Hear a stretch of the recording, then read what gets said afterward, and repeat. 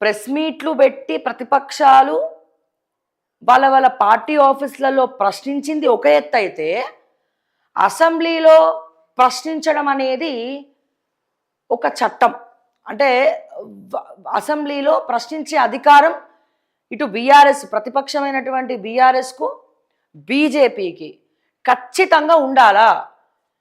అసెంబ్లీని యావత్ దేశవ్యాప్తంగా ప్రతి ఒక్కరు కూడా గమనిస్తారు. అసెంబ్లీలో తీర్మానం చేసి బిల్ పాస్ చేస్తే అది చట్టం అవుతుంది. ప్రతి ఒక్క ప్రజలు అసెంబ్లీలో మా ఎమ్మెల్యేలు ఏం మాట్లాడుతున్నారు, నిరుద్యోగులు మా తరపున ప్రతిపక్షాలు ఏం మాట్లాడుతున్నాయి, రిటైర్డ్ ఎంప్లాయీస్ ఎవరైతే పెన్షన్ రాని వాళ్ళు ఉన్నారో మా తరపున అసెంబ్లీలో ఏం మాట్లాడుతున్నారు, రైతులు మాకు వరద వచ్చింది, బురదొచ్చింది, మా పంట నష్టం వచ్చింది, పంట నష్టం ఇవ్వట్లేదు, మా ప్రతిపక్షాలు మా కోసం గలమెత్తి అసెంబ్లీలో ఏం ప్రశ్నిస్తాయో, ఉద్యోగాలు రావాల్సిన వాళ్ళు, అట్లాగే ఆరోగ్య శాఖ దగ్గర నుంచి మొదలుకొని ప్రతి ఒక్కటి వాట్ నాట్ అండి, గురుకులాల సమస్యల వరకు, ఫీజు రియంబర్స్మెంట్ల వరకు, బీసీ రిజర్వేషన్ వరకు ప్రతి ఒక్కటి ప్రశ్నించాల్సినటువంటి అవసరం ఉన్నది. ఎందుకంటే ఈ రోజున ప్రభుత్వానికి ఉన్నటువంటి బాధ్యత కన్నా కూడా ప్రతిపక్షానికే బాధ్యత ఎక్కువ. ఎంతమంది ఏకీభవిస్తారండి?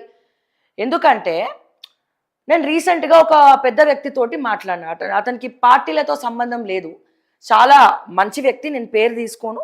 ఒక ఒక మంచి జెన్యూన్ రిటైర్డ్ ఐఏఎస్ ఆఫీసర్ అనుకుందామని. నాకు బీఆర్ఎస్ హయాంలో బీఆర్ఎస్ వాళ్ళు ఎంత సంపాదించారో రేవంత్ రెడ్డి గారు కూడా అంతే సంపాదించుకున్నారు. ఏంటి శ్రావ్య విచిత్రంగా ఉంది అంటే, బీఆర్ఎస్ గవర్నమెంట్ అధికారంలో ఉన్నప్పుడు, బీఆర్ఎస్ గవర్నమెంట్ ఎందుకంటే చాలామందికి ఎక్స్పీరియన్స్ ఉంటుంది. మనకి ఎంత అండి, తిప్పి ఒక 32 సంవత్సరాలు ఉంటాయి.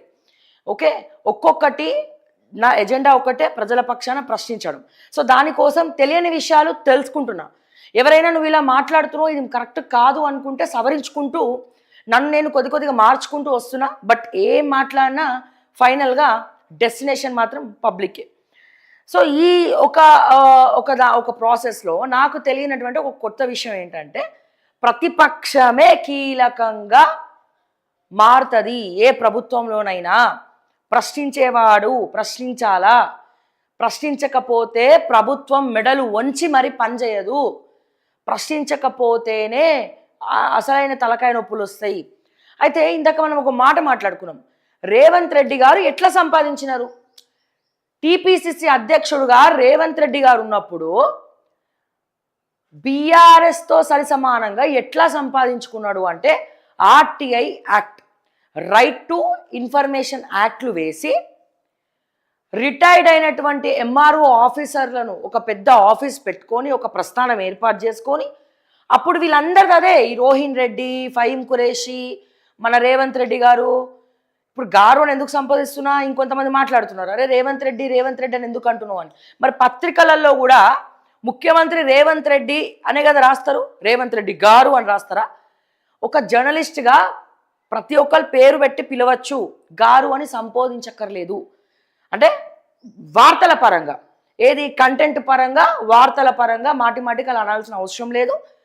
మనం స్వయాన రేవంత్ రెడ్డి గారిని కలిసినప్పుడో లేకపోతే ఇంకొంతమంది నాయకుల్ని కలిసినప్పుడో వాళ్ళతో మాట్లాడుతున్నప్పుడు గౌరవపరచడం ఓకే. బట్ జర్నలిస్ట్గా ఎక్కడ కూడా గారు అని నమోదించాలని చెప్పి మాకైతే పోస్ట్ గ్రాడ్యుయేషన్లో ఎక్కడ కూడా చెప్పలే.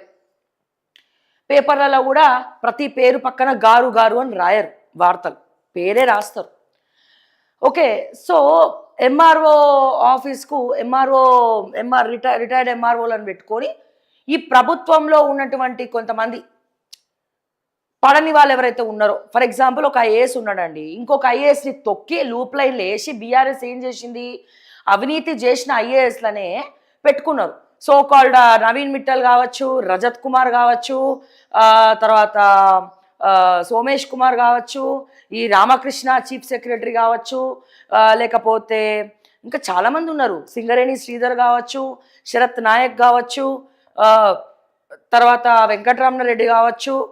సో ఇట్లా చాలామంది ఐఏఎస్లు, ఇంకా మన ముఖ్యంగా మర్చిపోయిన అమయ్ కుమార్.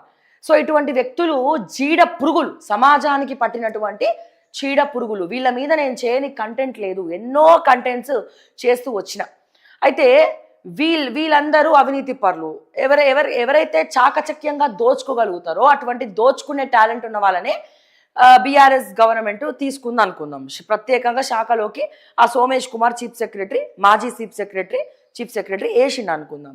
అయితే ఇక్కడ ఏంటి, వీళ్ళకు పడనోళ్ళు ఎవరైతే ఉంటారో వీళ్ళు కొంతమంది గవర్నమెంట్లో ఉన్న వాళ్ళే రేవంత్ రెడ్డికి లీక్స్ ఇవ్వడము, దాన్ని పట్టుకొని ప్రభుత్వాన్ని ప్రశ్నిస్తూ రకుల్ రావ్ అని ఎప్పుడైతే ప్రతిపక్షంలో ఉన్న రేవంత్ రెడ్డి టీపీసీసీ ప్రెసిడెంట్గా ఉన్నప్పటి నుంచి తర్వాత డ్రోన్ ఎగిరేసేంత వరకు కూడా, తర్వాత ఇవన్నీ కూడా లాబింగ్స్, డబ్బులు తీసుకోవడము, ఆర్టీఐ యాక్ట్ వేసుకోవడము, అండ్ వీళ్ళు వేసినటువంటి ప్రశ్నలు అప్పుడు బాగా ట్రోల్ అయింది.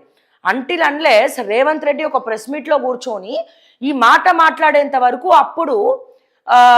అప్పుడు ప్రజలెవరికి ఈ విషయాలు తెలియదు. ఒక ప్రతిపక్ష నాయకుడిగా రేవంత్ రెడ్డి మాట్లాడితేనే తెలిసింది ఇవన్నీ. మీకు గుర్తున్నట్లయితే